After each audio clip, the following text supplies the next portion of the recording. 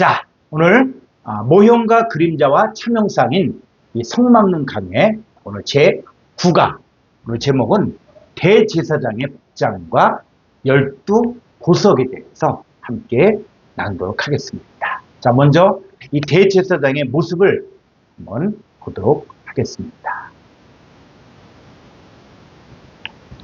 자, 이 대제사장이 이 구약의 율법 아래 있었던 이 대제사장의 실상이 누구냐? 바로 예수 그리스도. 그러니까는 이 구약의 대제사장의 이 모습을 통해서 이것이 바로 뭐다? 모형이다, 모형. 모형과 그림자고 실상은 예수 그리스도. 그래서 이 대제사장의 복장들을 보게 되어지면은 여기에서 이제 하나님 나라가 보여지는 거예요. 그래서 하나님 나라에 압축된 게 바로 누구냐? 바로 대제사장의 모습입니다. 그래서 대제사장을 보면은 요 순금패라는 게 있거든요. 그래서 여호와께 성결이라고 하는 요 순금패가 있는데 나중에는 공부를 하면 알겠지만은 이 여호와께 성결이라는 요 패를 알게 되었지만 이 지성소가 자 이제 성막이 성전으로 바뀌어지고 그리고 돌로 지은 성전 예수님이 헐어버리라 그랬죠. 그러면서 육체된 성전을 가리켜 말씀하셨죠. 그래서 예수님이 벌하시 예수님이 성전이고 그 다음에 너희가 하나님의 성전인 거예요. 그러면 우리가 성전이면 우리 안에 뭐가 있어야 됩니까? 지성소가 있다. 그래서 그 지성소가 있는 위치가 바로 요 여호와께 성결이라는 요 순금패를 공부하게 되면 우리 안에 지성소가 어디 있다는 것들을 알게 됩니다. 나중에 더 구체적으로 보겠습니다. 자, 오늘 핵심은 바로 뭐냐면 이 대제사장이 이제 겉옷에 이 흉패가 있어요. 흉패. 이 흉패는 이것을 흉패라고 이야기하는데 여기에 12보석이 있습니다. 그래서 12보석이 있고 이것이 계시록에 가면은 거룩한 성 새 예루살렘인데 그 기초석이 다 보석으로 되어 있습니다. 그래서 이 구약의 대제사장의 이 흉패에 있었던 이 12보석이 계시록에 와서는 거룩한 성 새 예루살렘 성의 기초석이 바로 12보석이 되어집니다. 그리고 이 견대에는 이 두 개의 호마노 보석인데 이 호마노 보석 위에 야곱의 12아들의 이름을 기록하게 되어집니다. 자, 그래서 이제 대제사장의 어깨에 이 호마노 둘이 무엇을 의미하는가? 자, 이 부분을 한번 더 구체적으로 보도록 하겠습니다. 자, 출애굽기 28장 9절부터 12절까지 보겠습니다. 호마노 2개를 가져다가 그 위에 이스라엘 아들들의 이름을 새기되 그들의 나이대로 6 이름을 한 보석에 나머지 6 이름은 다른 보석에 새기라.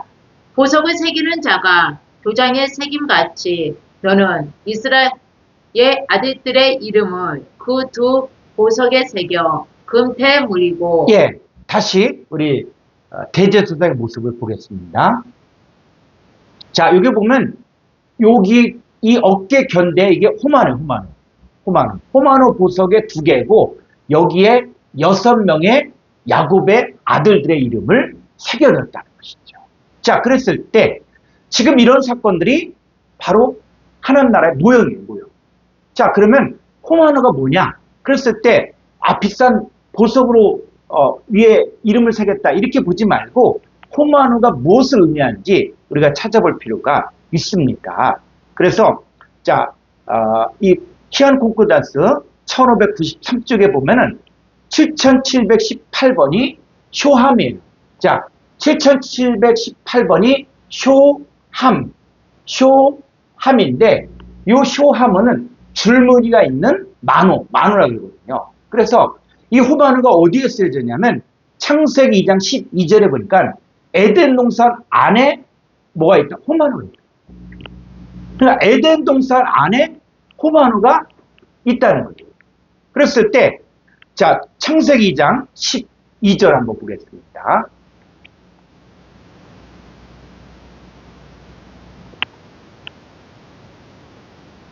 그 땅의 금은 순금이요 그 구세는 베델리엄과 호마노도 있으며. 그렇죠. 그래서 이 에덴 동산은 에덴 동산의 실상이 누구냐? 바로 예수 그리스도.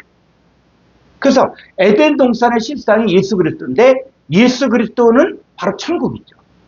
그래서 천국의 모형이 바로 에덴 동산이에요. 그래서 에덴 동산에 이 강이, 네 강이 있다 하는 것들에 대해서도 이것들의 의미를 우리가 알아야 됩니다. 자, 일단 여기에서는 에덴 동산에는 뭐가 있었다? 베들레헴과 호마누가 있었다. 그러니까 호마누는 어디? 에덴 동산 안에 있는 보석을 이야기합니다. 그래서 자, 이 보석이 또 어떤 의미로 쓰여지냐면 출애굽기 28장 12절을 가보죠. 그 두 보석은 에봇의 두 어깨 바지에 붙여 이스라엘 아들들의 기념 보석을 삼되 아론이 여호와 앞에서 그들의 이름을 그 두 어깨에 메어서 기념이 되게 하였으며 예. 자, 요 기념 보석이 바로 호마누입니다. 그랬을 때 이 기념 보석이 호마누인데 자, 여기 보면은 이 출애굽기 28장 12절 히브리어를 가보죠.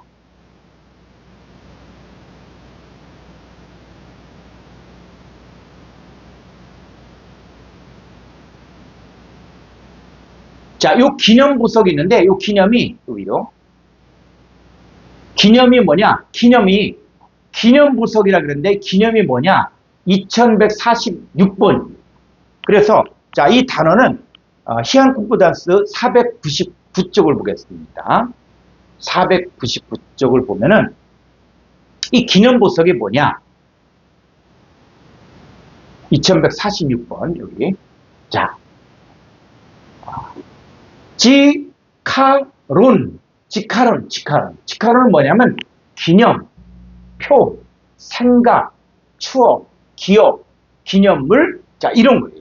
그러니까는 이 지카론은 뭐냐면 기억한다, 기억한다, 기념하다, 자, 이런 것이거든요. 그러니까는 호마노는 기념 보석인데 이 기념 보석은 뭐예요? 호마노만 딱 생각이 나면 기억한다. 그리고 기념한다는 거예요. 그래서 자, 이 단어의 동의 유래가 2142번입니다. 자, 496조 2142번 보면 496조 2142조 아래로 자, 여기 자카르는 뭡니까? 기억하다. 그리고 생각해내다. 또 뭡니까? 선포하다. 그 다음에 또 말하다, 자랑하다, 이런 거예요. 그래서 창세기 9장 15절 보니까는 모든 생물사에 대해 언약을 어떻게 기억한다는 거예요. 그러니까 노홈수 이후에 사람들은 언제 홍수 심판이 올까에 대한 두려움이 있었는데 우리 하나님께서는 이제 무지개를 두고 이것이 나와 너희 사이의 언약이다. 그래서 이 언약을 기억하겠다. 자, 이런 거예요.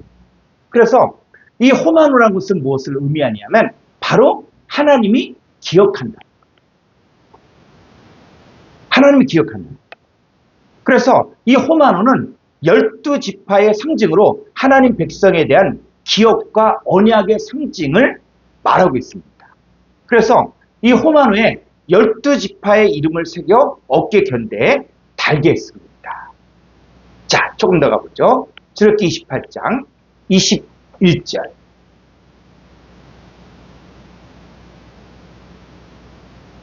이 보석들은 이스라엘 아들들의 이름대로 12이라 보석마다 12지파에 한 이름씩 두 장을 새기는 법으로 새기고 예. 자, 지금 이 보석들이 지금 어디 있냐? 바로 대제사장의 겉옷, 에봇에.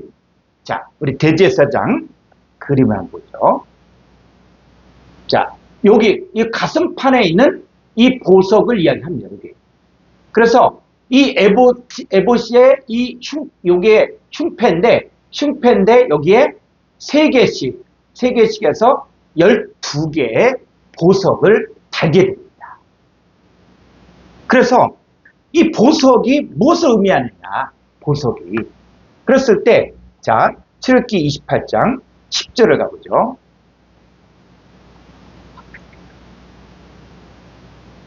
그들의 나이대로 6 이름을 한 보석에 나머지 6 이름은 다른 보석에 새기라. 그렇죠. 그래서 보석이 뭐냐?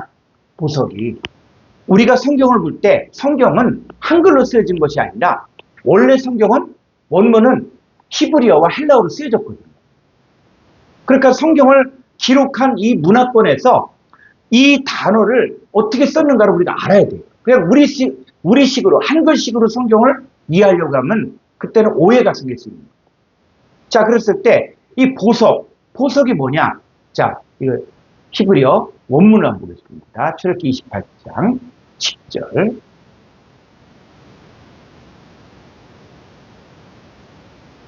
자, 이 보석이 뭐냐면 보석이 에벤이에요. 에벤인데 에벤은 68번 국제공통번호거든요. 그래서 자, 이게 한번 성부사전을 보죠. 15쪽 희한 콩코단스 15쪽 보면은 68. 자, 68번에 에벤인데 에벤이 돌이라는 뜻도 있고 또 보석이라는 뜻도 있고 우박이라는 뜻도 있고 반석이라는 뜻도 있고 석수, 저울, 성벽, 추, 광석이 있다. 그러니까 여러분들이 이제 우리 히브리어를 통해서 성경을 봐야 되기 때문에 자, 히브리인들은 돌이란 뜻도 에벤이고 보석도 에벤이야. 그러면 돌과 보석이 같습니까? 다릅니까?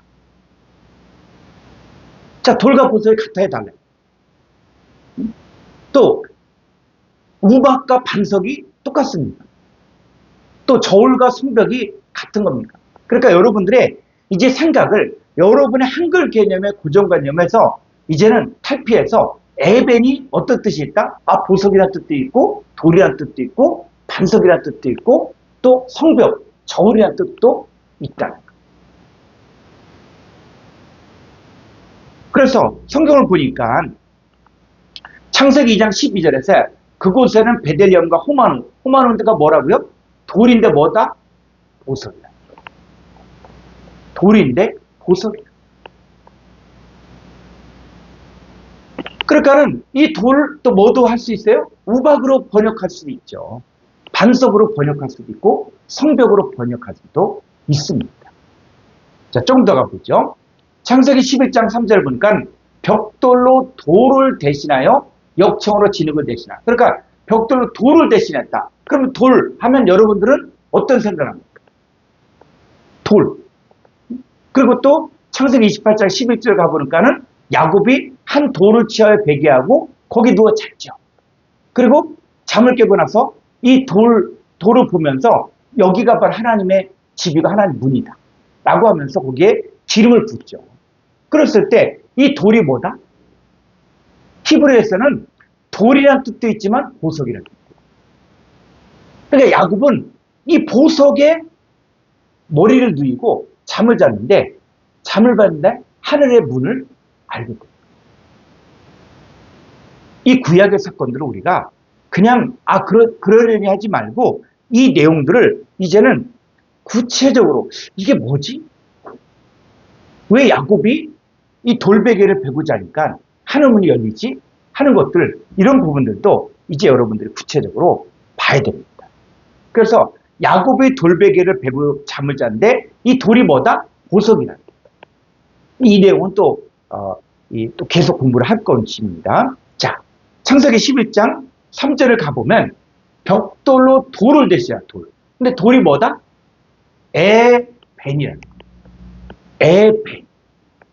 그러니까는 이 벽돌로 에벤, 돌도 있지만 보석이라는 뜻도 있다. 그래서 바벨탑을 쌓은 사람들이 보석 대신에 벽돌로 쌓았다는 말이 뭐냐?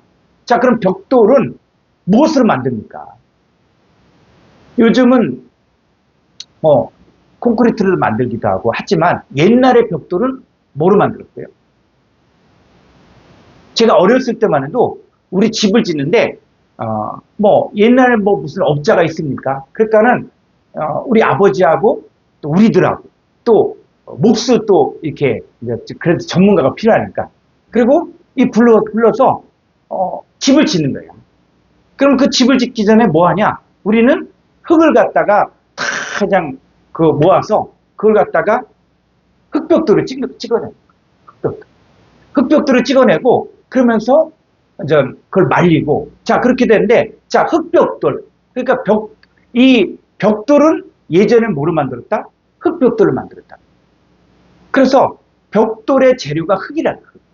그러면 이 벽돌의 재료가 흙이다. 그러면 그냥 그냥 벽돌로 돌을 대신에 만들. 그냥 이렇게 보지 말고 지금 이 내용을 가지고 여러분들이 지금 성경을 통해서 어떻게 바뀌어지고 어떻게 이것들이 성취가 되는가를 봐야 되는 거예요. 그러니까 이 바벨탑 사건이 그냥 옛날에 그런 일이 있었다 이렇게 생각하면 안 되고 이 사건이 지금 이 시대에도 적용될 수 있는 내용. 그러니까 성경이 정말 이 시대에도 우리에게 교훈이 되고 이 시대에 우리가 알아야 될 것들은 뭐냐면 지금 이 시대에 벽돌로 돌을 대신하여 탑을 쌓는 그런 일들이 있다는 거예요. 그러니까 성경의 문이 열려지면 이 사건이 눈에 보이게 됩니다. 자, 그랬을 때 벽돌로 돌을 대신했다. 그럼 벽돌은 뭐로 만들었다? 흙으로 만들었다. 그 흙이 뭡니까? 성경에서 말하는 흙이 뭐예요? 자, 고린도전서 15장 47절을 갖고 있습니다.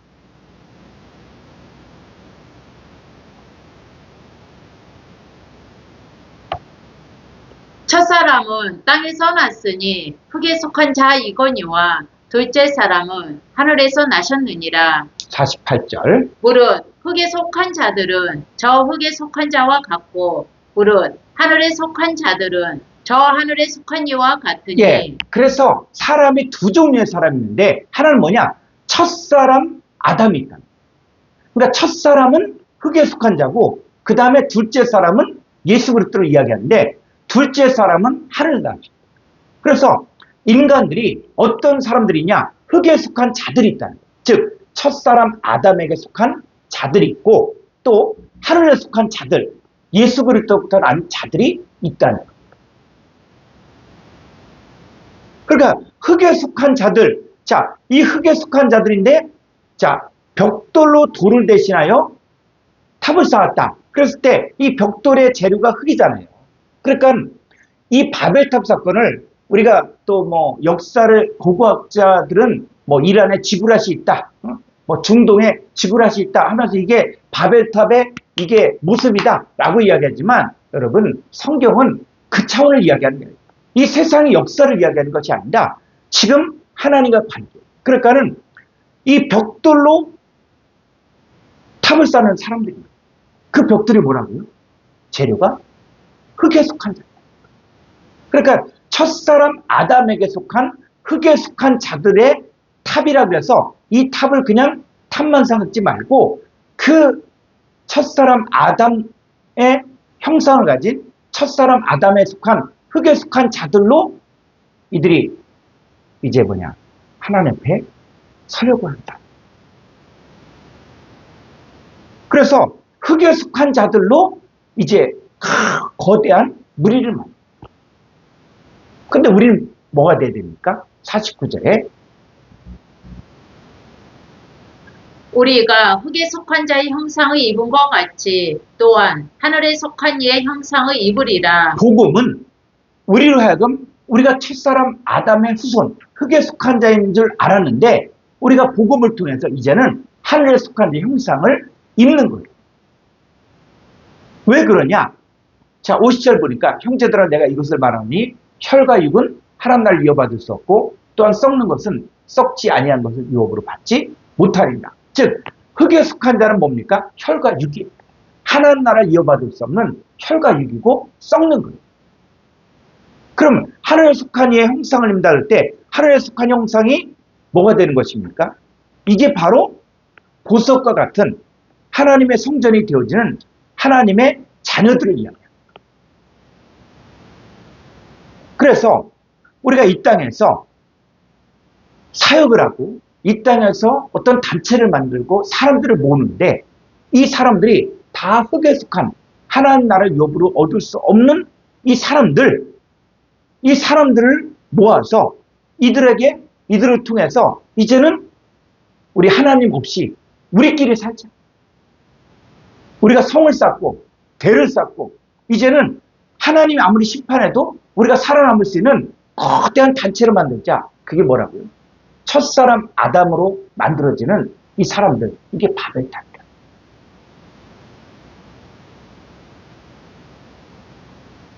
그래서 이 바벨탑을 쌓는 사람들을 단순히 물리적 탑을 쌓았다 이렇게 생각하지 말고 결국 이들은 인간과 인간을 쌓아 하나의 구조체를 만들었다. 자, 근데 반대로 그러면 우리는 어떻게 됩니까?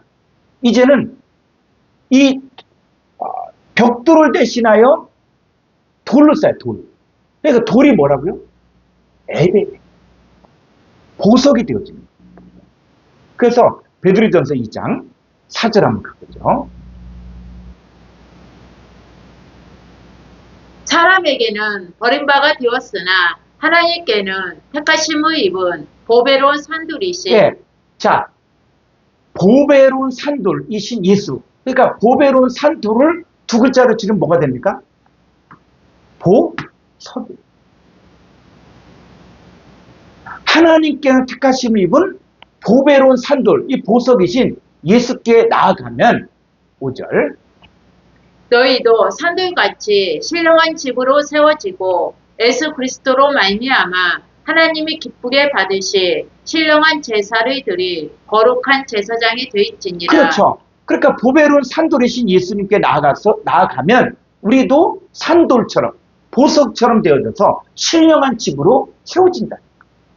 그러니까는 이 바벨탑이 있는가 하면 하나님이 기뻐하는 탑이 있는 거예요. 하나님 기뻐하는 탑은 보배로운 산돌이신 예수 그리스도를 통해서 예수 그리스도가 기초돌이고 그리고 예수 그리스도가 반석이고 그 반석 위에 내 집을 세우는 거예요. 그래서 너희도 산돌같이 하나님의 집으로 세워지는데 이것은 하나님이 인정한다. 그러나 혈과 육에 속한 첫사람 아담에게 속한 이 사람들을 잔뜩 모았다 놨다고 할지라도 우리 주님은 이거 헐어버릴 수밖에 없는 것입니다. 그래서 이 바벨탑을 쌓는 사람들이 뭐라 그럽니까? 다시 창세기 11장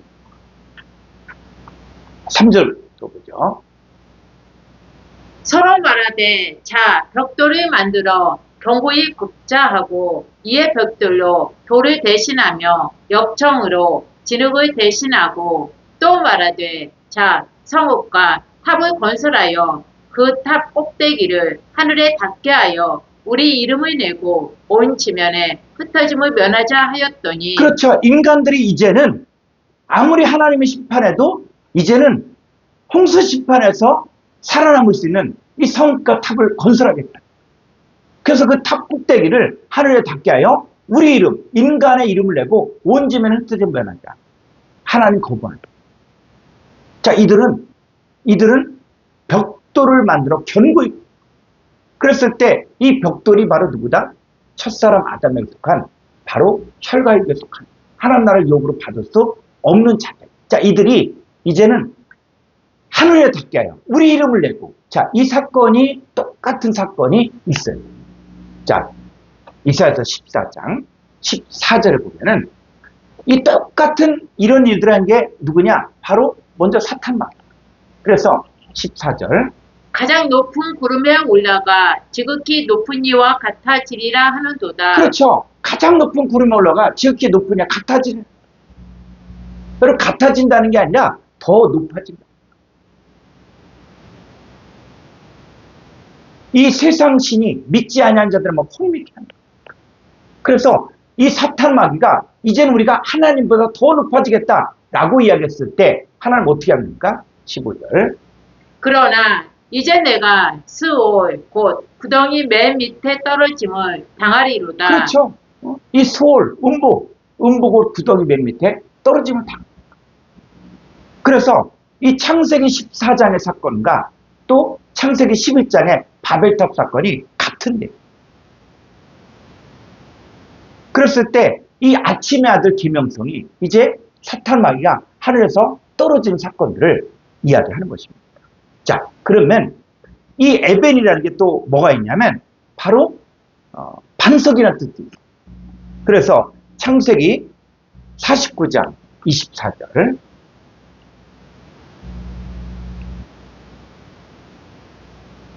요셉의 활은 도리어 굳세며 그의 팔은 힘이 있으니 이는 야곱의 전능자 이스라엘의 반석인 목자의 손에 힘 입음이라. 네. 자, 이스라엘의 반석. 여기 반석이래. 요거 한번 히브리 원문을 가보죠. 창세기 29장 24절.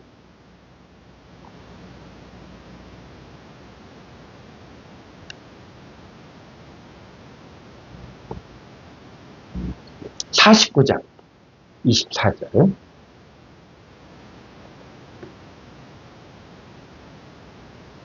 아래로. 자, 이 반석이 뭐라고요? 68번에 에벤. 그러니까 번역하는 사람이 성경을 일관되게 번역을 해야 되는데 여기에서는 반석이래요. 이 반석이 또 어디 나옵니까? 신약에 나오죠. 그래서 마태복음 16장 18절 이 반석 위에 내 교회를 세우리니 음부의 권세가 결단코 이기지 못하랴. 자, 이 반석이 뭐라고요? 에벤. 보배로운 산돌 예수 그리스도를 이야기하는 거예요. 그래서 성경 전체가 다 연결이 되어져 있는 거예요. 어느 한 사건만 따로 떨어진 사건이 아니라 이 사건들을 통해서 계속 하나님 나라의 역사를 계속 보여주는 거예요. 그래서 창세기 11장에 이 바벨탑 사건을 그냥 그런 역사적인 사건으로만 보지 말고 그것이 바로 오늘날 혈과육으로 첫사랑 아담에게 속한 하나님 나라를 유업으로 받을 수 없는 이 사람들 어떤 구조체를 만들어서 우리 이름을 내고 우리가 흩어짐을 면하자 하는 이런 사건들이 지금 이 시대에도 일어나고 있다는 것들을 알아야 됩니다.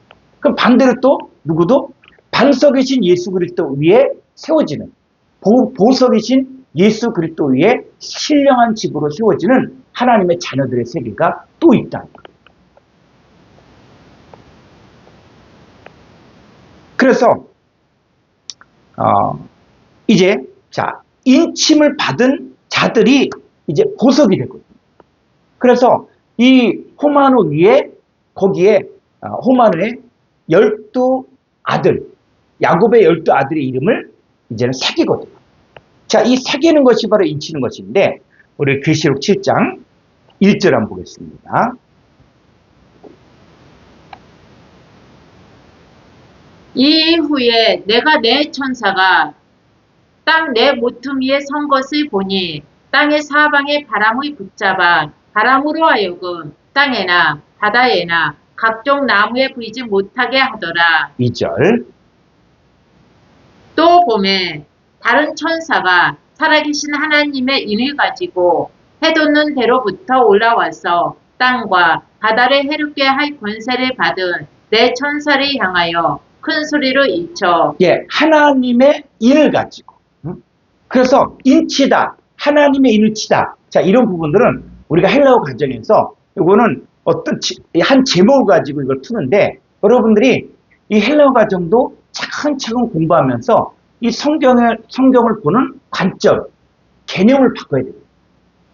그러니까 하나님의 인을 가지고 인을 친다. 자, 인을 치는데 3절 가볼까요? 이르되 우리가 우리 하나님의 종들의 이마에 인치기까지 땅이나 바다나 나무들을 해하지 말라 하더라. 예. 4절. 내가 인침을 받은 자의 수를 들으니 이스라엘 자손의 각 지파 중에서 인침을 받은 자들이 14만 4천이니. 그렇죠. 그러니까는 이 666 사건이 계시록 13장에 나오잖아요. 그런데 그 전에 계시록 7장에서 하나님의 종들의 이마에 인치기까지 땅이나 바다나 나무들을 해야지 말라. 그러니까 먼저 하나님 나라에서 하나님의 종들의 이마에 인을 치는 사건들이 있습니다. 그래서 하나님이 인을 치다 라고 이야기했을 때 인을 치는 것이 뭐냐? 인을 치는 것이. 그래서 인침을 받은 자들이 14만 4천인데 그 인친다는 것이 뭐냐? 자, 계시록 14장 1절을 가보죠. 또 내가 보니 보라 어린 양이 시온산에 섰고 그와 함께 14만 4천이 서 있는데 그들의 이마에는 어린 양의 이름과 그 아버지의 이름을 쓴 것이 있더라. 네, 요 14만 4천이 하나님의 인을 맞았잖아요. 하나님 인침을 받았잖아요. 근데 인침을 받았다는 사건들을 여기에서는 계시록 14장 1절에서는 그들의 이마에는 어린 양의 이름과 그 아버지 이름을 쓴 것이 있다라고 이야기하는 거예요. 성경을 통해서 이제는 성경을 통해서 바뀌어지고 변화되어지는 것들을 우리가 봐야만 성경이 이해가 되어지지, 이 따로따로 다 성경의 사건들을 보게 되어지면 이게 연결이 안 돼요. 그런데 이제는 성경 66권이 사통발달로 연결이 돼요. 자, 그래서 이 구약의 이 12지파가 12보석으로 변했거든요. 그랬을 때 이 신약에 와서 보니까 바로 이거 12지파가 1만 2천씩 했을 때, 자, 우리 한번 구약을 먼저 보도록 하겠습니다. 자, 이 보석을 보게 되어지면은 출애굽기 28장 17절부터 한번 보죠. 그것에 네 줄로 보석을 물리되 첫 줄은 홍보석, 황옥, 옥준옥이요. 둘째 줄은 석류석, 남보석, 홍만우요.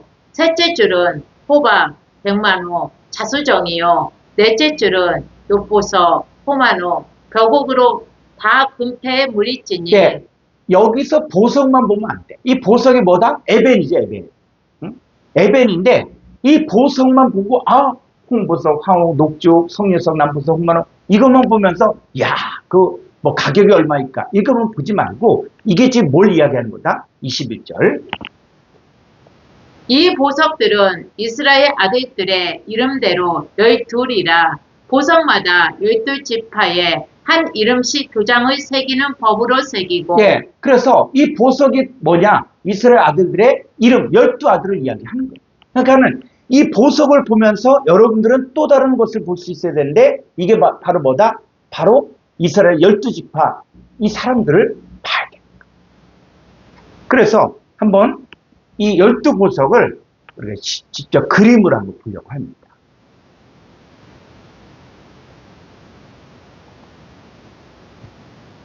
그래서 이게 흉패 위에 붙이는 금태에 물린 12보석인데, 자, 이 첫째 줄은 스불론. 스불론은 녹죽이에요, 녹죽. 녹죽이 나왔으면 이게 스불론 지파구나. 그리고 이사가는 황옥. 그리고 유다는 홍보석. 여러분들이 이 보석을 봤을 때 보석만 보면 안 된다는 거예요. 그리고 이것들이 계시록 21장에 가보면은 거룩한 성 새 예루살렘 성의 기초석이 바로 보석이거든요. 그래, 보석하면 하나님 나라는 보석이다. 길이 다 황금길이다. 자, 이것만 보면서 그럼 사람들이 어떤 생각을 하냐면, 그걸 갖다 팔면은 얼마나 부자가 될까? 이 보석을 팔면 얼마나 부자가 될까? 또 문이 어떻게 해요? 문이 동쪽에 3개, 서쪽에 3개, 또 남쪽에 3개, 북쪽에 3개. 그러니까는 그 12문이 다 진주가 됐다. 그러니까 진주가 얼마나 크냐? 여러분 이렇게 보면 안 되고, 그게 뭘 이야기하는 것이다? 바로 하나님의 백성을 상징하는 12지파를 이야기한다는 거예요.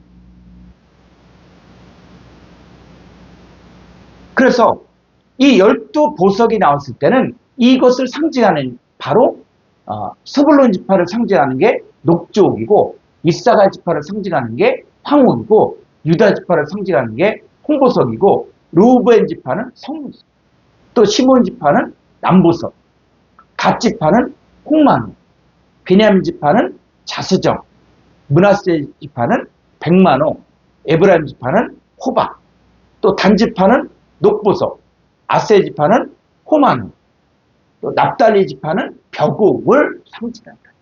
그러니까 여러분들이 이제 보석이 나왔다. 그러면 이 보석만 보지 말고 이게 바로 12지파를 상징하는 거예요.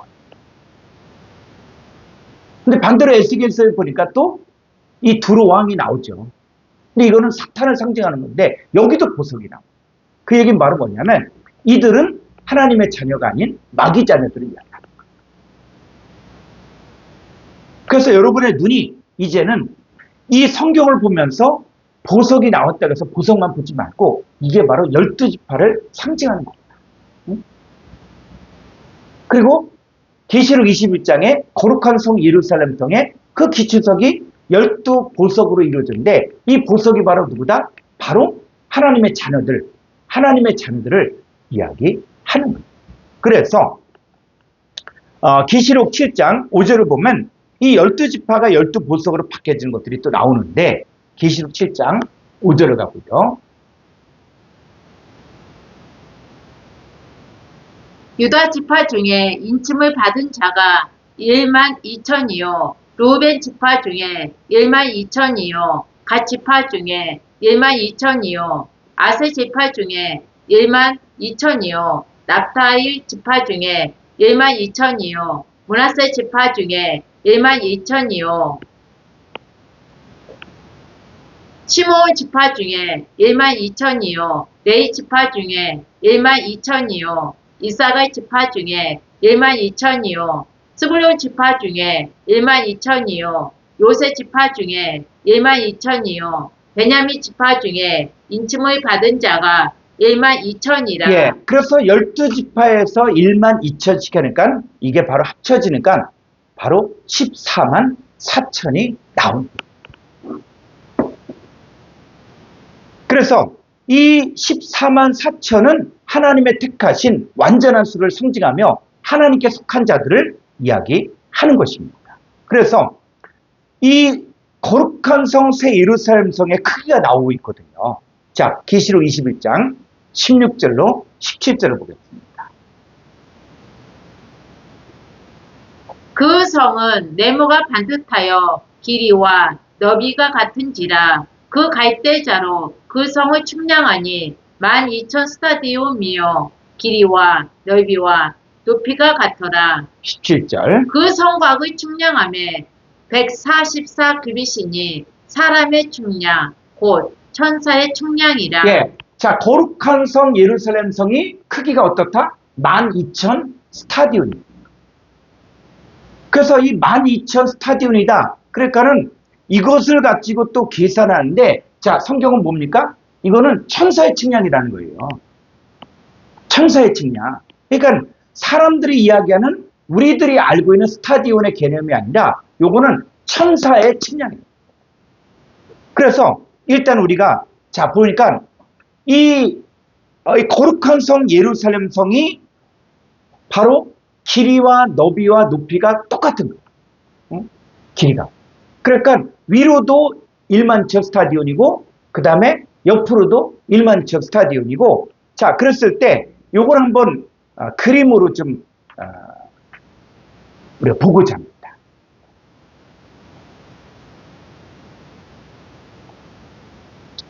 자, 이게 1만 2천 스타디온 새 예루살렘의 크기가 자 1만 2천 스타디온인데 어떻게 이쪽 가로, 세로, 높이 다 뭐라고요? 1만 2천 스타디온, 1만 2천 스타디온, 1만 2천 스타디온. 그래서 스타디온이라는 게 뭐냐? 이게 고대 길이의 단위로 약 185m로 추정하는 거예요. 그러니까는 1만 2천 스타디온을 미터로 환산하니까 어떻게 2220km라는 거예요. 그러니까 여기를 또 비교해 보니까 자 서울에서 부산 거리가 약 325m니까 한반도 세로 길이가 약 1000km예요. 그래서 1만 2천 스타디온은 어떻게 2220km예요. 그러니까 이게 성경대로 여기 문자적으로 봤을 때 이게 얼마나 크긴가 할 수 있죠. 그래서 이 크기가 어떠냐 했더니 이 서울에서 부산까지의 거리에 약 6.8배 해당하는 길이.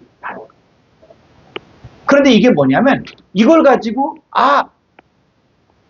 그 천국은 또 거룩한 성 예루살렘 성은 2220km구나 이렇게 보면 안 되고 이건 뭐다? 천사의 측량이다. 자 그런데 중요한 것은 뭐니까 여기가 똑같이 1만 2천 스타디온 1만 2천 스타디온 그래서 이게 한 지파씩 있으면서 이게 12지파가 있는 거예요. 그랬을 때 자 이것을 보았을 때 이 하나님 나라는 뭐만 보입니까? 빛이에요. 그러니까 아버지 하나님도 빛이고 아들 예수 그리스도도 빛이고 너희도 세상에 빛인 거예요. 하나님 나라 보게 되어지면 뭐만 보여집니까? 빛만 보여요. 그랬을 때 결론적으로 거룩한 성 새 예루살렘 성은 누구에 대한 모형이냐면 바로 그리스도와 연합한 신부를 이야기합니다. 그러니까 여러분들의 모습이 바로 이 1만 2천 스타디움과 같아요. 그래서 우리가 하나님을 아는 것과 믿는 일이 하나가 되어 온전한 사람을 이루어 그리스도의 장성한 분량까지 가야 된다. 그러니까 장성한 분량까지 가는 것이 바로 길이와 너비와 높이가 똑같다. 그래서 이 세계는 우리가 이렇게 그림을 그려서 2220km다 라고 하는 것으로 끝나는 게 아니라 바로 하나님 나라가 이루어졌을 때 이렇게 완전한 모습이다. 이게 거룩한 성 예루살렘 성의 모습이고 이것이 그리스도와 연합한 신부의 모습. 그게 누구라고요? 우리입니다. 여러분들이 이걸 보면서 이 보석들을 보면서 그냥 아름답다 이것만 보지 말고 우리의 모습이 이렇게 아름답다.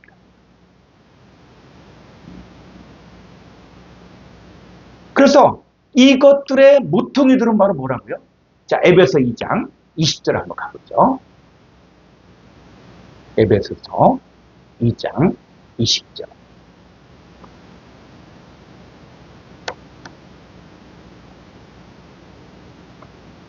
너희는 사도들과 선지자들의 터 위에 세우심을 입은 자라. 그리스도 예수께서 친히 모퉁이 돌이 네, 되셨느니라. 그리스도 예수께서 친히 모퉁이 돌, 반석, 에벤, 보석이라고.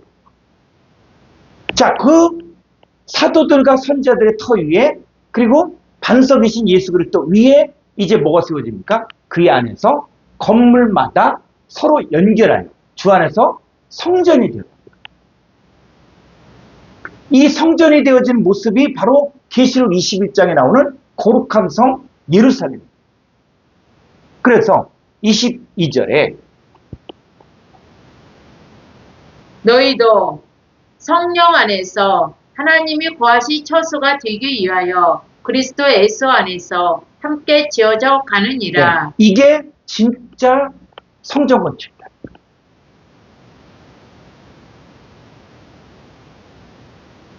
그래서 그 안에서 건물마다 건물이 바로 뭡니까? 보석마다 이 보석이 다 연결이 되어집니다. 그래서 다시 계시록 21장 한번 가보죠.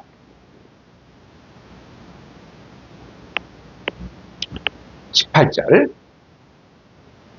그 성곽은 벽옥으로 쌓였고 그 성은 정금인데 맑은 유리 같더라.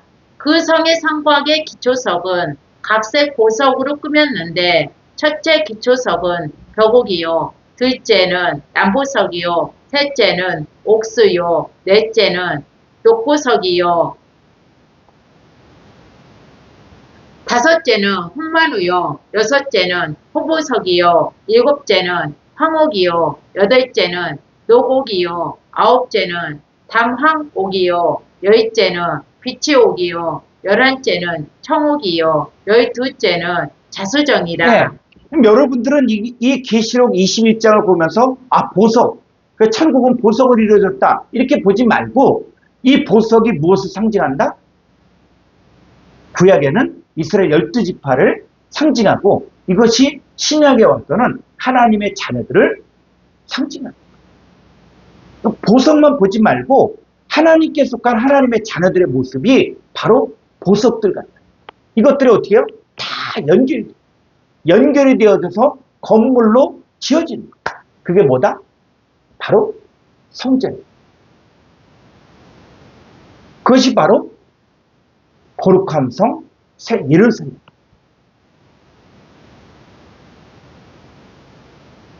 자, 그랬을 때 이 스타디온이 무엇을 의미하냐? 스타디온은 뭐 길이의 개념 이렇게만 생각할 수가 있는데, 자, 계시록 21장 14절 한부터 가보죠. 그 성의 성곽에는 12기초석이 있고 그 위에는 어린 양의 12사도의 12 이름이 있더라. 내게 말하는 자가 그 성과 그 문들과 성곽을 측량하려고 금갈대 자를 가졌더라. 16절. 그 성은 네모가 반듯하여 길이와 넓이가 같은지라. 그 갈대자로 그 성을 측량하니 12,000 스타디온이요. 길이와 너비와 높이가 같더라. 예, 그래서 성경을 볼 때는 성경을 풀 때 어떤 역사적인 사건으로 성경을 보아도 안 되고 또 그 나라 문화권에만 또 집중해서 성경을 풀려고 해도 안 되고 성경은 하나님의 관점에서 성경을 쓰신 분의 관점에서 보아야 됩니다. 그러면 스타디온이다. 그럴 때 천국 크기, 이 거룩한 성 크기가 12,000 스타디온이다. 이걸 길이로만 계산하지 말라는 거예요. 그러면 스타디온이 뭐냐? 자, 계시록 20. 문 좀 열어주세요. 21장 16절을 보죠. 헬라어 원문을 보겠습니다. 계시록 21장 16절.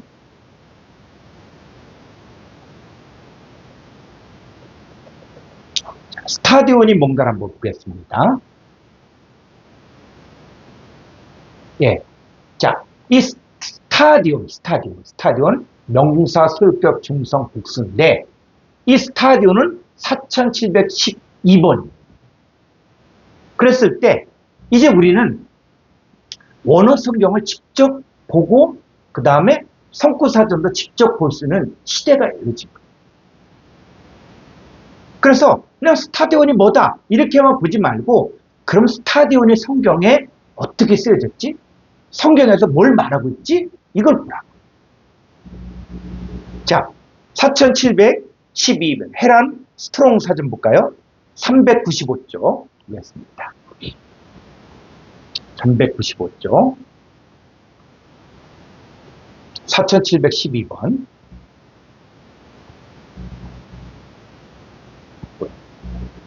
395쪽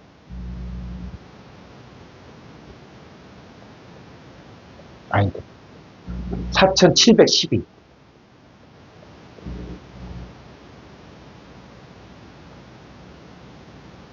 84를 84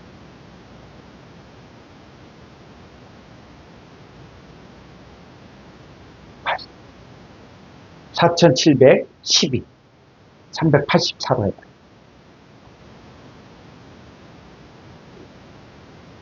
또 위로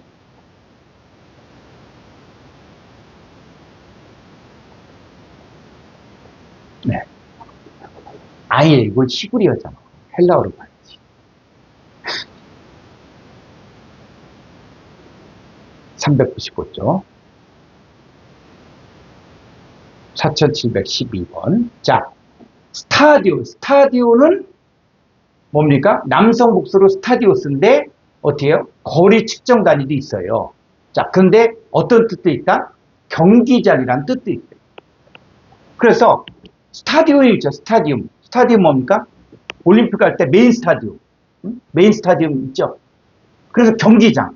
자, 경기장이 스타디움. 그러면 이 단어가 성경에 또 어떻게 쓰여지는가? 헤란 콩코단스 936조. 헤란 콩코단스. 헬라어. 히브리어 말고 헬라어. 936조. 4712번. 자, 4712번 스타디온. 자, 스타디온이 뭐예요? 경기장입니다. 근데 이 경기장을 어떻게 번역했습니까? 누가복음 24장 13절 예루살렘에서 25리 되는 엠마오. 자, 25리예요? 아니면 20 스타디온이에요? 경기장이에요. 응? 이제 여러분들이 그냥 막연하게 성경 보지 말고 이게 스타디온이다. 그러면 20 경기장입니다. 또 자, 노르죠. 12월에쯤 가다가 10열이가 바로 뭐다? 경기장이에요. 10 경기장, 10 경기장을 이야기해요. 여러분, 우리가 성경을 보면서 그냥 낙심한 예수님 제자들이 엠마오로 터덕해서 25리 되니까는 이게 키로수로 따지니까 4kg가 식리잖아요. 그래서 20kg는 8kg가 어떻게? 20리. 그래서 오리니까는 자 10kg다. 이렇게 생각했죠. 그런데 성경을 보니까 이 스타디오스가 뭐다? 스타디온이 경기장이에요. 20 경기장을 갖고. 그래서 이 경기장, 자, 고린도전서 9장 24절 한번 가보죠. 운동장으로 번역했는데, 자, 24절. 운동장에서 자, 운동장의 경기장. 경기장에서 경기장이죠. 경기장. 그러니까 사람들이 이기기를 다툰 자마다 아이고 운동장이다 이렇게 이야기해요. 그게 아니라 경기장. 그런데 이 경기장이 어떤 경기장이에요? 응? 어떤 경기장? 여러분의 고정관념, 여러분의 생각을 내려놓고 지금 성경이 뭘 이야기하는가를 봐야 돼요. 자, 그러면 다시 한번 보죠. 자, 스타디온에서, 경기장에서 다름질하는 자들이 다 달릴지라도 오직 상을 받는 사람은 한 사람인 줄을 너희가 알지 못하느냐. 너희도 상을 받도록 이와 같이 다름질하라. 예, 25절. 이기기를 다투는 자마다 모든 일에 절제하나니 그들은 썩은 승리자의 관을 얻고자 하되 우리는 썩지 아니할 것을 얻고자 하노라. 그러면 여기서 경기장이 어떤 경기장입니까? 운동선수들이 다니는 경기장을 이야기하는 거예요? 아니에요.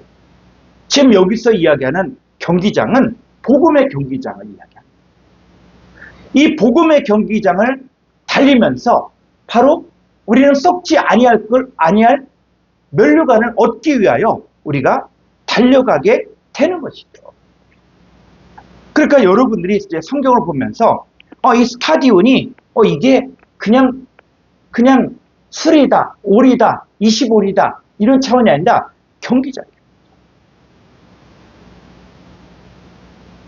그 얘기는 바로 뭐냐? 수많은 경기장을 지금 지나고 있다는 거예요. 그랬을 때 제자들이 배를 타고 가다 보니까 풍랑이 일고 그리고 물이 배 안으로 막 들어오고. 자, 그랬을 때 술이나 할 때 이게 경기장, 복음의 경기장입니다. 그래서 이제 성경을 내 관점으로 보지 마라. 하나님의 관점. 지금 왜 엠마오로 가는 25이라고 했는가? 왜 25 경기장이라고 했는가? 그랬을 때 지금 이 25 경기장이 바로 복음의 경기장이에요. 자, 그랬을 때, 자, 여기 보니까 오직 상을 받는 사람은 한 사람인 줄을 너희가 알지 못하느냐. 그렇죠? 그러니까는, 자, 세상에서는 상을 받는 사람이 어떻게 해요? 1등이 받죠, 1등. 금메달. 그죠? 그런데 성경에서는 우리가 복음의 경기장을 달려가는데 상을 얻는 사람 한 사람이다. 그랬을 때 이 한 사람이 어떤 사람이냐? 자, 했을 때 한번 헬라어로 가보죠.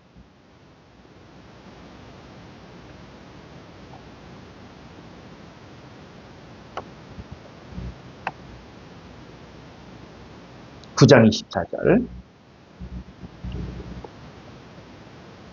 자, 이 운동장에서 이 경기장에서 경기장이 바로 뭐요? 스타디온 안에서 자, 달린 자들이 상을 얻는 자는 뭐다? 헤이스. 그러니까 헤이스 대 람바 네일. 지금 상을 영접합니다. 근데 그 사람은 누구다? 헤이스라 했어. 헤이스는 연합된 하나님. 그러니까 상을 얻는 자는 세상에서는 1등만 상을 받지만 금메달 1등만 받지만 그런데 성경에서 상을 얻는 자는 누구다? 헤이스 하나님. 어떤 하나? 고린도전서 6장 17절 보니까 조합한 자는 한 영. 주님과 연합되어지만 하나가 돼요. 그러니까 우리는 떨어져 있어도 우리가 주님을 영접했으면 예수 그리스도가 머리고 그리스도 예수 안에서 하나가 되죠. 자, 고린도전서 12장 12절을 가보죠. 고린도전서 12장 12절. 몸은 하나인데 많은 지체가 있고 몸의 지체가 많으나 한 몸인과 같이 그리스도도 그러하니라. 그렇죠. 몸은 하나, 요 하나가 해 있어요. 근데 많은 지체가 있죠. 그러니까 우리 몸을 이렇게 보면은 우리 머리를 중심으로 해서 손도 있고 발도 있고 코도 있고 눈도 있고 입도 있죠. 많은 지체가 있어요. 근데 몸의 지체가 많으나 한 몸이라는 몸. 그 성경에서 이야기하는 이 상을 얻는 자는 하나라는 얘기는 바로 뭐냐면 주님과 연합된 자는 다 상을 받는다. 이게 하나님 나라의 원리입니다. 똑똑한 사람만, 사역 잘한 사람만 상을 받는 게 아니라 바로 주님과 연합되어진 사람들은 다 똑같이 한 몸으로 헬스, 주님과 연합된 자들은 똑같이 썩지 아니할 면류관을 받게 됩니다. 그래서 13절 우리가 유대인이나 헬라인이나 종이나 자유인이나 다 한 성령으로 침례를 받아 한 몸이 되었고 또 다 한 성령을 마시게 네, 하셨느니라. 한 몸, 헬스 한 몸. 유대인이나 헬라인이나 종이나 자유인이나 다 한 몸. 그래서 혈통을 자랑하지도 말고 지식을 자랑하지도 말고 사람의 지혜를 자랑하지 말라. 누가 탁월하다 그 자랑하지 말라. 그래서 하나님 나라는 연합되어진 사람들. 이 사람들이 다 한 몸, 하나가 돼. 이 사람들이 상을 받는. 그래서 자 누가복음 24장 13절을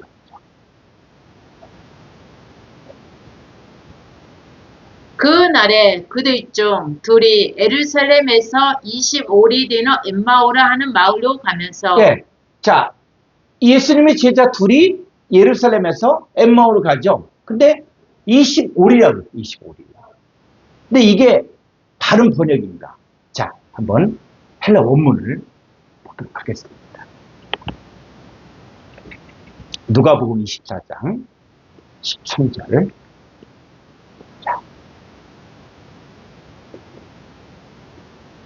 자, 여기 보니까는 25리라 그랬어요, 리. 자, 그런데, 자, 요 리가 바로 뭐다? 스타디온. 4712번 스타디온 경기장, 경기장. 자, 경기장인데, 이 25, 근데 이게 왜 이렇게 번역되는지 모르겠어요. 그래서 1835번을 보니까 에크세 콘타예요. 그래서 요걸 한번 헤랑 콩코단스 417쪽을 한번 보죠. 헤랑 콩코단스. 아니, 여긴, 헤랑 콩코단스.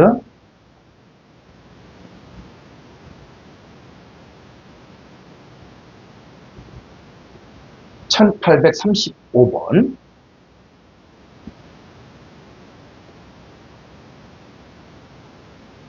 예. 자, 여기 헤크세콘타는 뭐예요?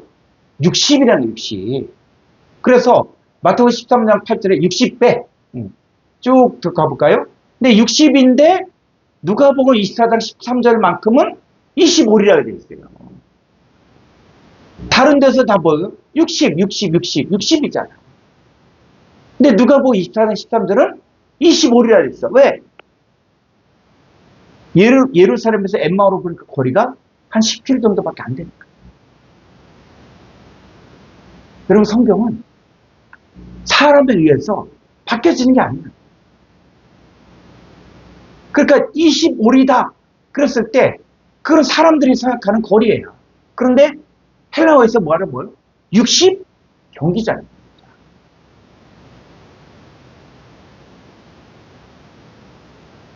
다른 데서는 헤크세콘타를 다 60이라고 번역했는데 누가복음 24장 13절에서는 25리로 번역을 한 거예요.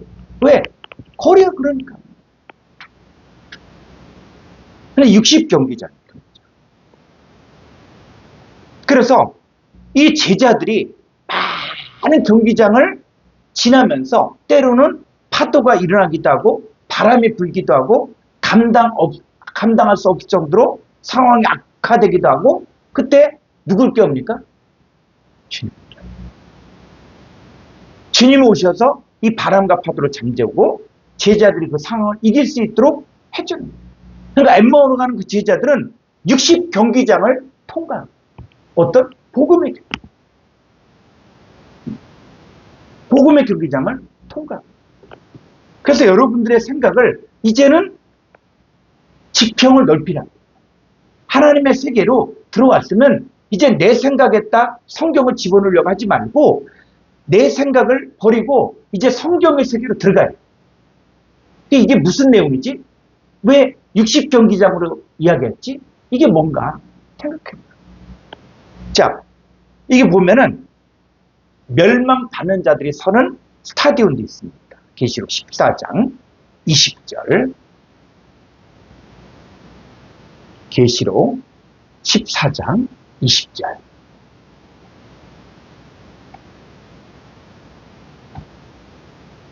성 밖에서 그 틀이 밟히니 틀에서 피가 나서 마이 굴레에까지 닿았고 1600 스타디온에 퍼졌더라. 예, 이 멸망한 자들이 서 있는 1600 스타디온도 있다. 그러니까 이 스타디온이 복음의 경기장도 있지만 멸망하는 자들도 경기장입니다. 그들도 최선을 다하고 그래서 서기한 바리새인도 교인 하나를 얻기 위하여 바다 육지로 쭉 다니다가 생긴 배나도 지옥 자식을 만든다. 이들이 쓰는 곳은 바로 뭐냐? 멸망받는 자들이 서는 스타디온. 이곳은 심판받는 스타디온, 경기장입니다. 이들은 하나님의 진노의 포도주틀에 던져버리게 됩니다. 그래서 이 스타디온의 개념을 지금 이렇게 조금 풀었지만 앞으로 여러분들이 성경을 보면서 거룩한 성 예루살렘 성이 왜 1만 2천 스타디온이다. 그리고 또 이 멸망받는 자들의 스타디온도 있다.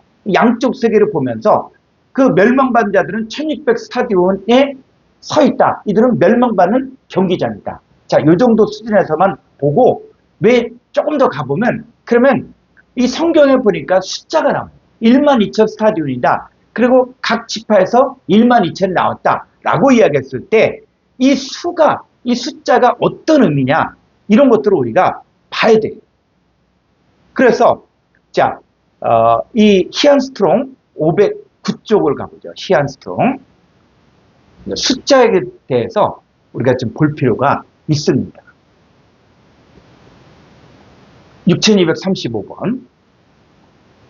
자, 6235번을 보니까 에세르가 뭐냐? 열이에요. 그리고 10. 그래서 이제 나중에 이것이 뭐와 또 연결이 되어지냐면 요 6235번에서 유일한 명사유래만 11조를 봤다. 이런 거예요. 그러니까 11조가 10하고 연관이 돼요. 그래서 이 10에 대해서 조금 더 보면은, 자, 콩코단스 성구사전을 보죠.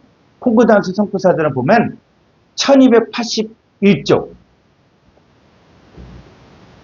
1281조. 아니, 이걸 헬라어고 히브리. 1281조.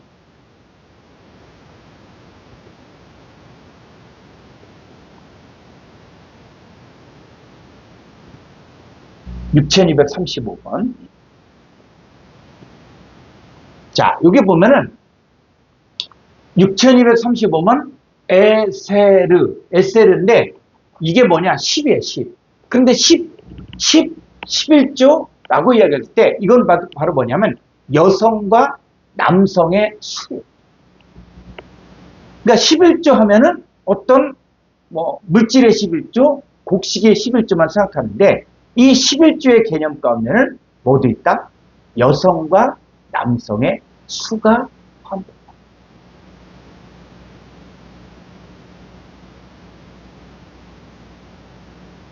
그래서 이 에셀 10이라는 게 그럼 어떤 의미냐 했을 때, 자, 1285조 보면 6237번을 가보죠. 1285번. 5조. 야, 6237번 있죠? 그래서 6237번은 아샤르인데 제10의 10번째 10분의 1 또 11조. 그래서 사무엘상 8장 15절 보니까 너희 곡식과 포도원수산에 11조를 취하여 또 사무엘상 8장 17절에 양떼 10분의 1을 취하리니. 그래서 이 10의 의미가 있어요. 근데 또 다른 데서 뭐요? 이것도 반드시로 되어 있고 맞다니. 이건 번역이 잘못. 그래서 자, 이 11조. 자, 그런데 6237번 위로 가보면은 자, 6237번이 있죠? 여기는 표시가 된 게 없어. 근데 조금 더 가면 6238번을 가볼까요? 1289. 1289쪽. 1289.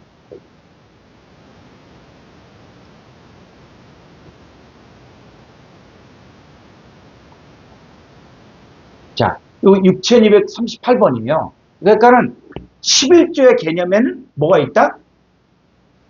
11조가 바로 동의유래가 6238번이에요. 그러니까 이건 뭐냐면, 아샤르에,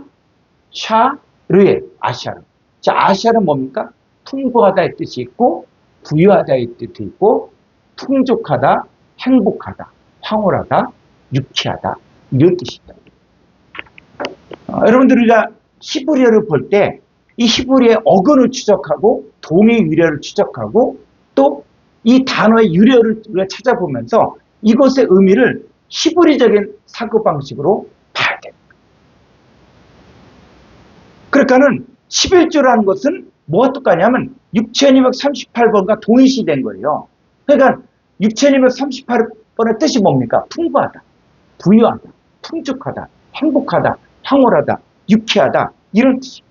그래서 이 히브리어에서 이야기하는 10이 뭐냐? 10은 뭐냐면 기본적으로 부유하고 축적된 풍성함을 의미합니다. 그러니까 히브리어에서 이야기하는 이 히브리인들의 숫자 개념에서 10은 아주 충만한 수로 간주됩니다. 그래서 10은 충만을 넘어서 부유하고 채워진 숫자인데 10이 10배가 되면 100이 되고 또 그 다음에 100이 10배가 되면 1000이 됩니다. 그래서 1000은 기본적으로 10의 배수로 구성된 숫자인데 그래서 12지파가 하나가 되어 자, 열이 되면 뭐가 됩니까?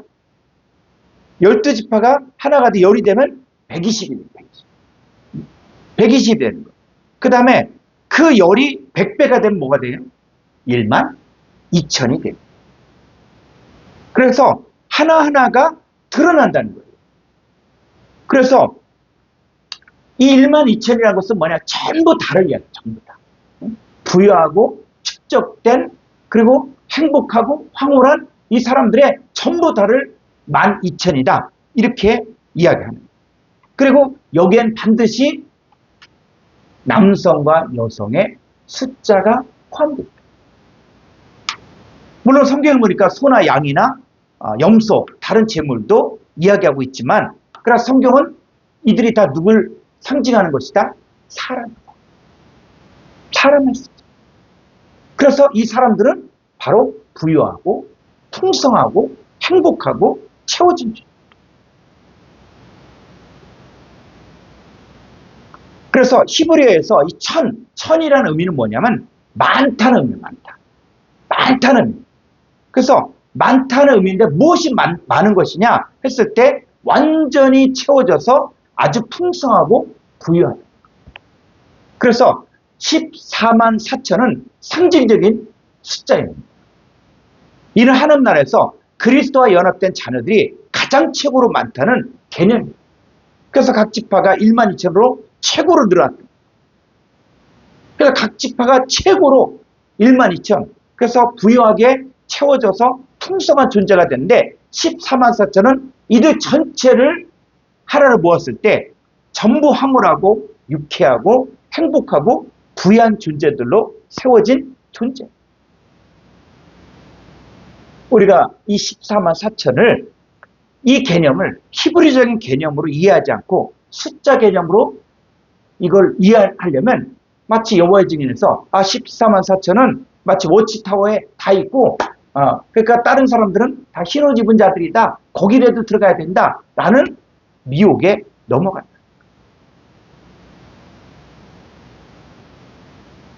성경에서 이야기하는 14만 4천은 상징적인 숫자. 그리고 이것은 바로 황홀하고 유쾌하고 행복하고 부유한 존재들이고 채워진 존재. 그들이 최고로 모여진 상태들을 바로 14만 4천이라고 이야기하는 거죠. 자, 그러면 이제 1만 2천 스타디온. 자, 1만 2천도 바로 숫자죠, 숫자. 그러니까 스타디온이 뭐라고요? 경기장이니까. 그래서 우리가 문자적으로 이 계시록을 보니까 자, 예루살렘의 모형은 몇 층입니까? 층수로는 12칸이 돼요. 12칸. 12칸. 우리 한번 다시 그림 한번 볼까요? 요게 12칸이고 여기서도 12칸. 그래서 이 한 층의 전부를 봤을 때 바로 1만 2천 스타디언이라고 할 수 있는 거죠. 그런데 성경을 풀어갈 때 아주 의도적으로 부유하고 완성된 상태를 감추기 위해서 바로 여러 숫자들을 또 사용하는 거예요. 그런데 이제 문제는 뭐냐면 너무 숫자에 또 집착하다 보면은 이 성경의 내용이 사라질 수 있는 거예요. 그러니까 여러분들이 숫자에 너무 7은 완전수다. 심지어 어떤 사람들은 7은 완전수다. 그러니까 창세기 1장 1절에 베레스트 바라 엘로임 에타샤마임 베타레츠 베아레츠 하에타토 바보 해서 이 창세기 1장 1절을 갖다가 7단어로 쓰여졌기 때문에 완전한 하나님의 말씀입니다. 그게 반은 맞지만 그렇게 보면 안 됩니다. 하나님 말씀이 꼭 7단어로만 쓰여진 것이 아니라 10단어로 쓰여질 수 있고 또 20단어로 쓰여질 수 있는 거예요. 그러니까 중요한 것은 내용이 중요한 거예요. 앞뒤 문맥을 통해서 성경이 무엇을 말하는가를 또 정확히 봐야 됩니다. 자, 그러면 이제 천에 대해서 한번부터 우리 한번 보자고요. 자, 히안 스트롱 42쪽을 보겠습니다. 히안 스트롱 42쪽 505번. 505번. 자, LF는 504와 동일함 뭐요? 1천, 천이에요, 천. 그러니까 천의 뜻이 있는데 이 천은 바로 뭐다? 504번을 보니까 위로 가봐요. 자, 천은 어떤 의미냐면 LF는 502에서 유래가 된 가족 또는 멍에를 메우다, 길들이다의 의미예요. 그러니까 천의 의미는 어떤 가족, 멍에를 메우다, 길들이다. 자, 조금 더 밑으로 가볼까요? 황소, 암소. 그렇죠. 암소는 뭡니까? 새끼를 낳을 수 있는 소를 이야기해요.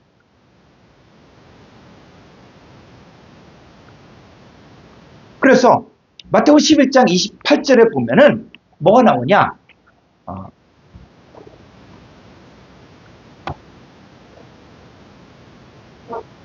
수고하고 무거운 짐진 자들아 다 내게로 오라. 내가 너희를 쉬게 하리라. 나는 마음이 온유하고 겸손하니 나의 멍에를 메고 내게 배우라. 그리하면 너희 마음이 쉼을 얻으리니 이는 내 멍에를 씻고 내 짐은 가벼움이라 하시니라. 네, 예수님의 제자가 되어지려면 어떻게 해요? 나의 멍에를 메고 멍에를 메고. 그럼 다시 히브리어로 한번 가보죠. 504번. 자, 여기 보니까 이 천의 의미 가운데 뭐도 있다? 좀 위로. 뭐요? 멍에를 메우다. 이것도 있대요. 길들이다. 그러니까 천의 의미에는 멍에를 메우다, 길들이다. 자, 이 얘기는 신약에 와서 예수님을 따라가려면, 예수님의 제자가 되려면 바로 내 멍에를 메는 거예요. 자, 멍에를 맨다 그랬을 때 이 멍에를 맨다. 자, 이런 것들이 우리 한국적인 개념하고 히브리인의 개념이 좀 달라요. 왜? 한국에서는 보통 소가 한 마리가 이렇게 그 쟁기를 끌거든요. 자, 그 멍에하고 히브리인들이 생각하는 멍에는 좀 달라요. 그럼 한번 사진을 볼까요?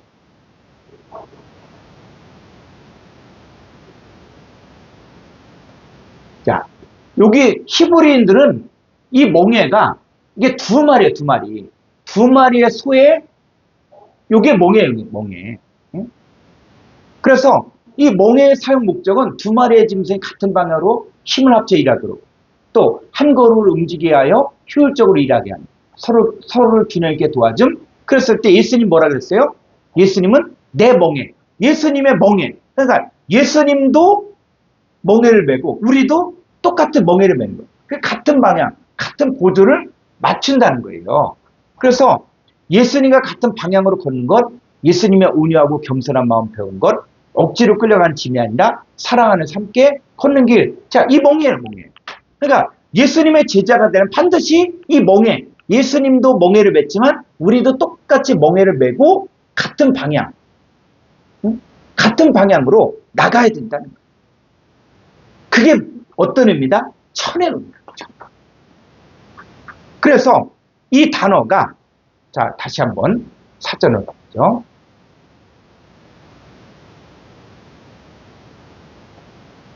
자 여기 보니까 이 엘레프란 단어는 502번에서 유래가 됐어요. 그래서 502번 가볼까요? 자 502번은 알라프. 알라프는 누구누구와 사귀다. 연관시키다. 또 배우다. 가르치다. 발음하다. 그러니까는 천의 의미는 어떤 의미냐? 바로 누구누구와 사귀고 배우고 가르치는 거예요. 그냥 가족이 되다. 멍에를 메우다. 그랬을 때 멍에를 메우다가 뭐요? 누구누구와 사귀는 거예요.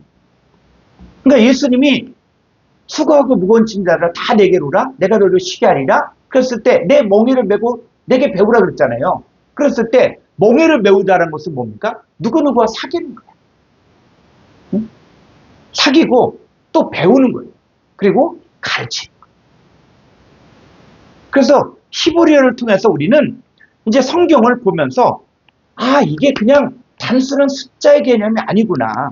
응? 숫자의 개념이 아니고 이것은 지금 어떤 관계를 설명을 해주고 있다. 그래서 시편 144편 13절을 가보죠.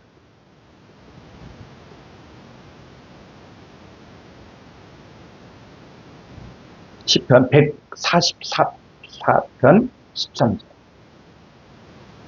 우리의 곳간에는 백곡이 가득하며 우리의 양은 들에서 천천과 만만으로 번성하며 예, 그랬을 때 여기에서 나오는 우리의 곡간, 응? 우리 양 이것을 그냥 짐승으로만 보지 말라.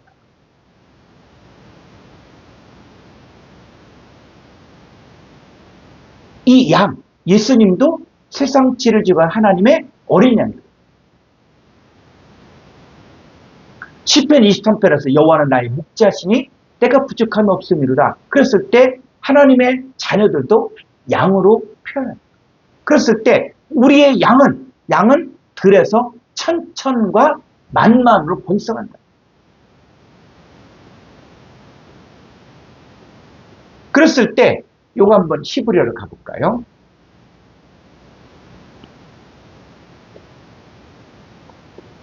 시편 144편 13절.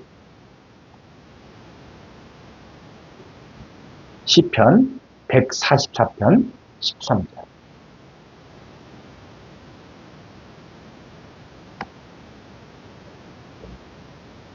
자, 보니까 이 천천과 만만으로 되어 있지만은 이게 뭐다? 503번에 알라프예요.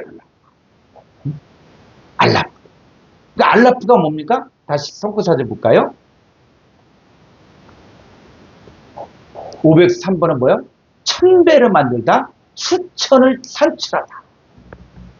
이게 어떤 고정된 숫자의 개념이 아니라 수천을 산출합니다. 그랬을 때 이 만의 의미가 뭐다? 자, 이 505번 더 가보니까 이것이 뭐예요? 이것이 자 505번 바로 천인데 이건 뭐가 똑같다? 504번 황소, 암소. 근데 어떤 암소? 멍에를 메워. 또 멍에를 메운 것뿐만이 아니라 바로 길들이고 가족이 된 가족. 가족이 된 거예요. 그래서 우리가 이 성경을 보면서 이제 히브리적인 개념의 숫자 개념으로 성경을 보게 되면 이 천천과 만만 이게 그냥 숫자가 많이 있구나 이것만이 아니라 이들이 예수님의 제자가 되고 한 가족 누구 하나님의 가족이 되고 그리고 멍에를 메고 그래서 길들여지고 그리고 가르치고 배우고 이런 관계 이런 사람들을 성경이 이야기합니다. 그래서 천년 숫자는 그런 풍성함과 확장을 나타내는 상징적인 의미입니다. 그리고 이 천의 개념은 이제 뭐냐 단순히 숫자의 개념을 뛰어넘어서 이제 관계성, 결속을 나타내는 가족이라는 결속, 또 제자라는 결속, 또 멍에를 배우고 또 함께 배우고 가르치는 이런 관계로 이 천을 보아야 됩니다. 자, 그러면 만이 뭐냐? 만을 좀 더 보죠. 자, 희안 스트롱 590조. 7233번. 야, 이 만은 레바바인데 7231번에서 유래가 되는데 수에 의해서 풍성해요, 풍성함. 그러니까 만이라는 것은 단순히 만 이것만 보지 말고 만이 뭐도 되니까 100만도 되고 만만도 되고 1만도 되고 또 만은 수가 정확하든지 안 하든지가 그러니까 이거는 어떤 1만 2천이다 그러니까는 1만 2천 숫자 개념이 아니라 이건 아주 많다는 거예요. 풍성하다는 거예요. 그랬을 때 이 단어가 7231번을 보셔야 돼요. 7231번 보면은 자 이게 라바부는 뭐냐?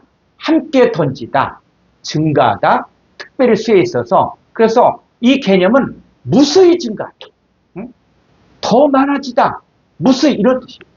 그러니까 만이라는 뜻은 바로 뭐냐면 무수히 증가하는 것이에요.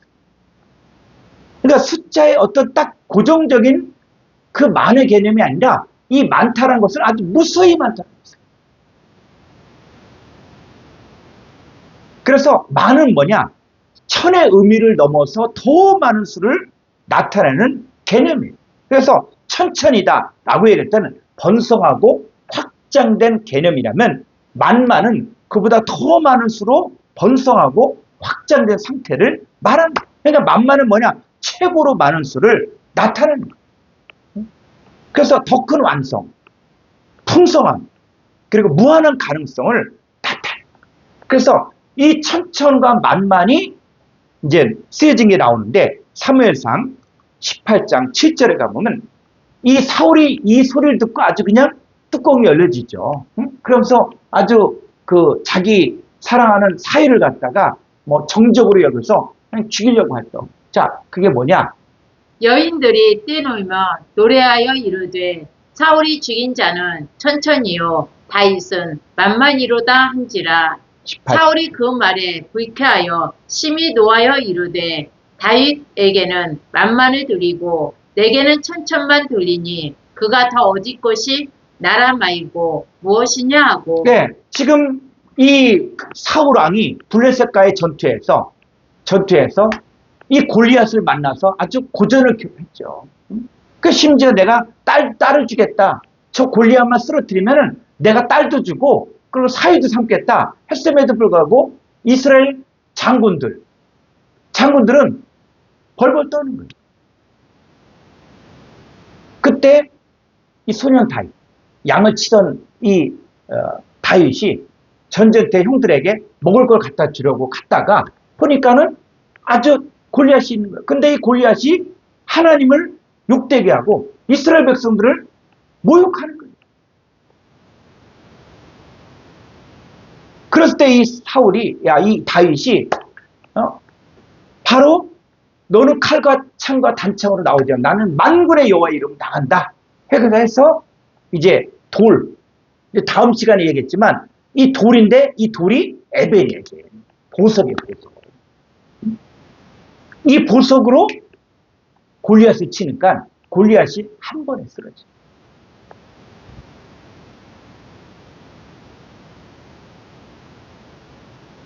이 다윗이 5개의 돌을 선택하는데 이게 뭐다?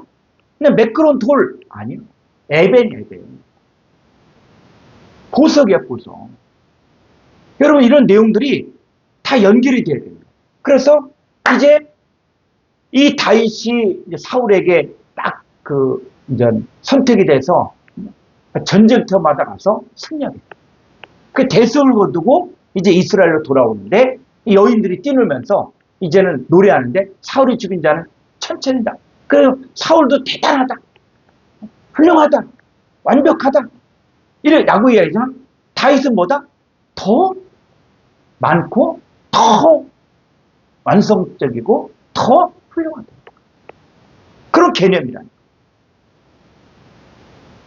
그래서 이 천천은 많고 번성하는 상태를 나타내지만 만만은 그보다 더 많고 최고로 많은 상태를 의미하는 거예요. 그래서 이 각 지파는 만과 천을 모두 가지고 있습니다. 1만 2천입니다.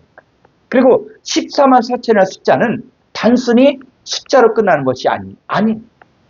그래서 여러분들이 구약적인 개념이 이해가 되지 않으면 14만 4천을 그냥 하나하나의 숫자로 나열하고 끝내려는 실수를 할 수가 있습니다. 그러나 14만 4천은 그런 단순한 숫자 이상의 의미를 대표하고 있다. 그래서 14만 4천은 하나님의 자녀들이 전부 포함된 자들이고 그들은 뭐다? 전부 부유하고 풍성한 존재다.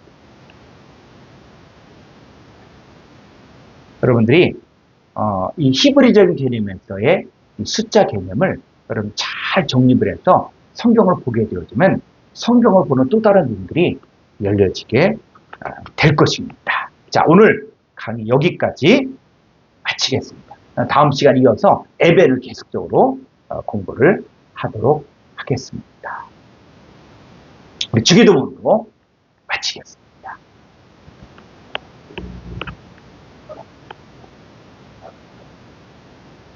파테르 헤몬 호 엔투이스 우라노이스 하게아스 테토 토우누마 수 엘테토 헤 바실레이아 수 게네테토 토 텔레마 수 호스 엔 우라노 카이에프테스 게스 톤 아르톤 헤몬톤 에피우시온 도세민 세메로 카이 아페세민타 오펠레만타 헤몬 호스 카이 헤메스 아피에멘 토이스 오펠레타이스 헤몬 카이메 에이세네케스 헤마스 에이스페이라스몬 알라 훌사이 헤마스 아포투 호네로 호티스 에스티네 바실레이아 카이에 디나미스 카이에 독사 에이스토스 아이나스 아멘. 수고하셨습니다.